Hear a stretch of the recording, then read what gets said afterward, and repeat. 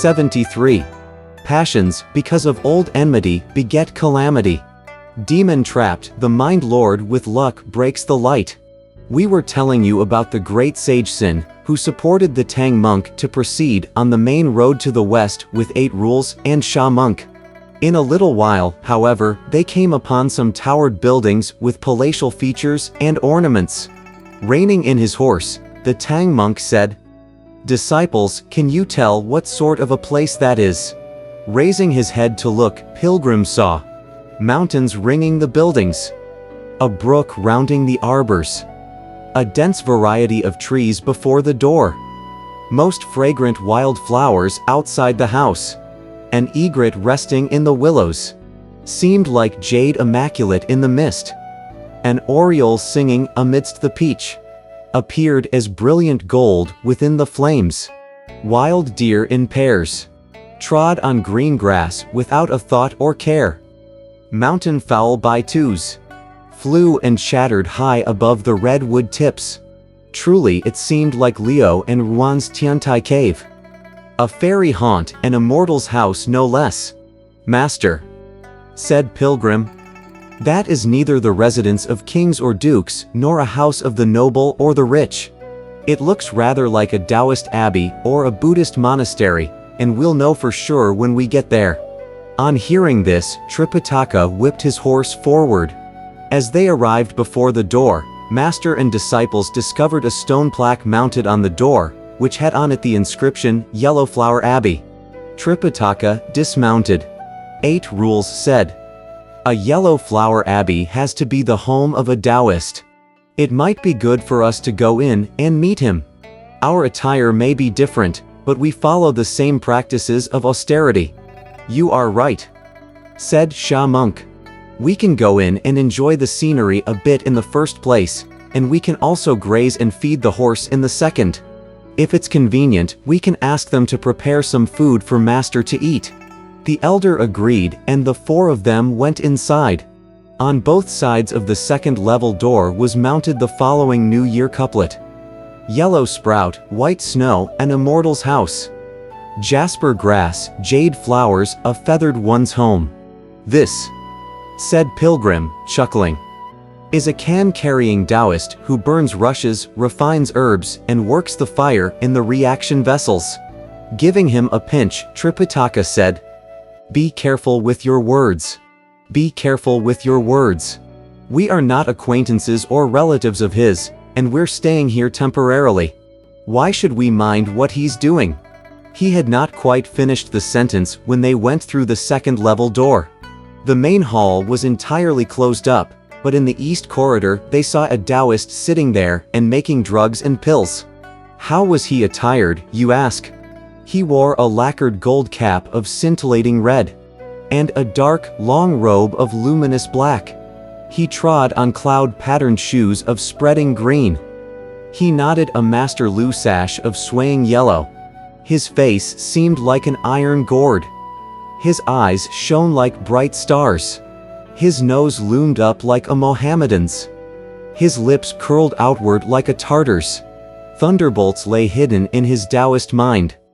Taming tigers and dragons, a true feathered one. Seeing him, Tripitaka said in a loud voice, "Old immortal, this humble cleric bows to you." Jerking up his head and startled by the sight, the Taoist abandoned the drugs in his hands, pressed down his hairpin hurriedly, tidied his clothes, and walked down the steps to say, "Old master, forgive me for not coming to meet you. Please be seated inside." Delighted, the elder went up to the main hall. Pushing open the door, he saw the sacred images of the 3 pure ones, before which were urns and incense laid out on a long sacrificial table. The elder took up several sticks of incense and stuck them into the urns. Only after he had bowed 3 times to the images did he greet the Taoist once more and took the guest seats with his disciples. The Taoist called for tea to be served at once, whereupon 2 young lads rushed inside to look for the tea tray, to wash out the tea cups, to scrub the teaspoons, and to prepare tea fruits. All their scurrying about soon disturbed those several fated enemies. The 7 female fiends of the Cobweb Cave, you see, were once schoolmates of this Taoist when they studied the magic arts together. After they had put on the old clothes and given instruction to their adopted sons, they came to this place. At this moment, they were cutting up cloth for clothes when they saw the lads busily preparing tea. Lads, they asked, who are the guests who have arrived that send you into such a frenzy? 4 monks walked in just now, replied the lads. And master asked for tea to be served at once. Was there a white, stoutish priest? Asked one of the female fiends. Yes, they replied. Another one with long snout and huge ears. She asked again. Yes, they replied. Go take the tea outside quickly, said the female fiend. And wink to your master as you do so. Ask him to come in, for I have something important to tell him. The divine lads indeed took 5 cups of tea out to the main hall. Smoothing out his clothes, the Taoist picked up a cup and presented it with both hands to Tripitaka. Then he served 8 rules, Sha monk and pilgrim. After tea, the cups were collected, and as they did so, one of the lads winked at the Taoist.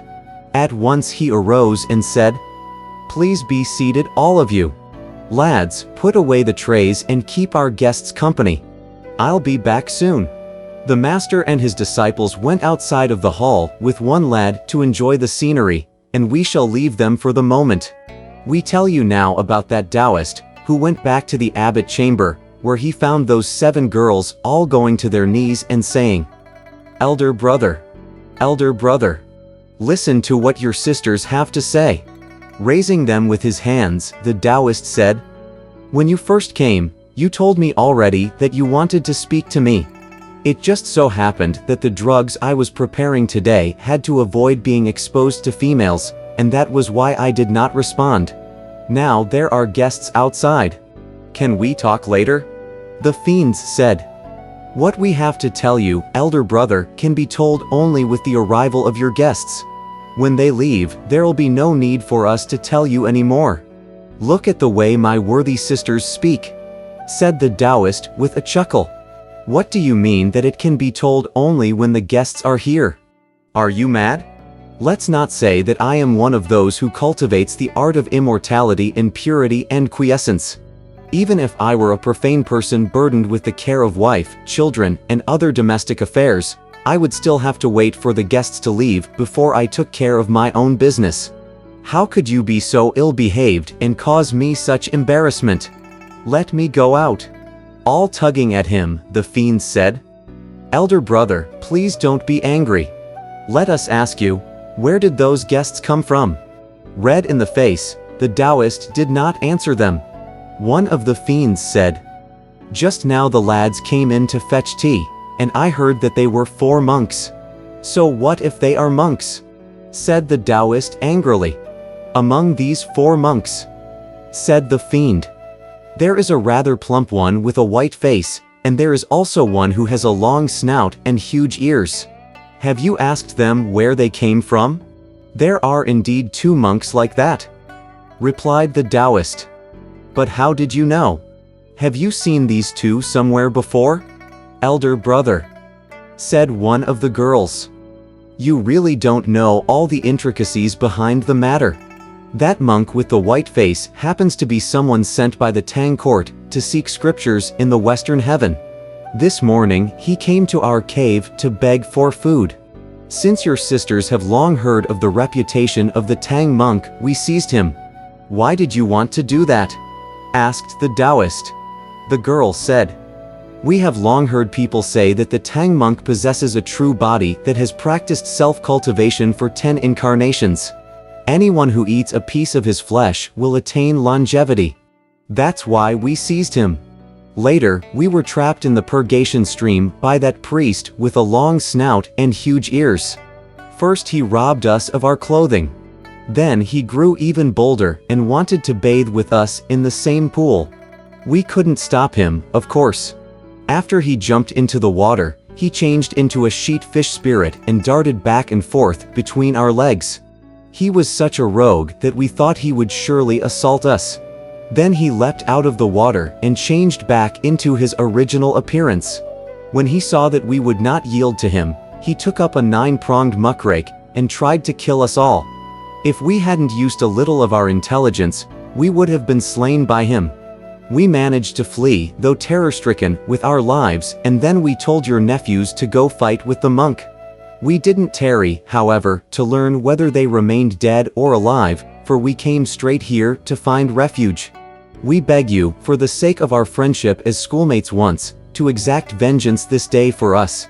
When he heard these words, the Taoist became so angry that his color changed and his voice quivered. "So, these monks are so insolent, so villainous," he said. "Relax, all of you. Let me take care of them." Thanking him, the girls said, "If elder brother wants to fight, we'll help you." "No need to fight. No need to fight," said the Taoist. "As the proverb says, you suffer 3% loss already once you fight. Follow me instead, all of you." The girls followed him into his room. Placing a ladder behind his bed, he climbed up to the crossbeam and took down a small leather case, approximately 8 inches high, a foot long, 4 inches wide, and bolted by a small copper lock. From his sleeve, the Taoist also took out a goose-yellow handkerchief, tied to the fringes of which was a tiny key. He opened the lock and took out a small package of medicine, which was, you see, the dung of all mountain birds, collected to 1,000 pounds, when cooked in a copper pot. The time and heat were both even. 1,000 pounds made just 1 cup.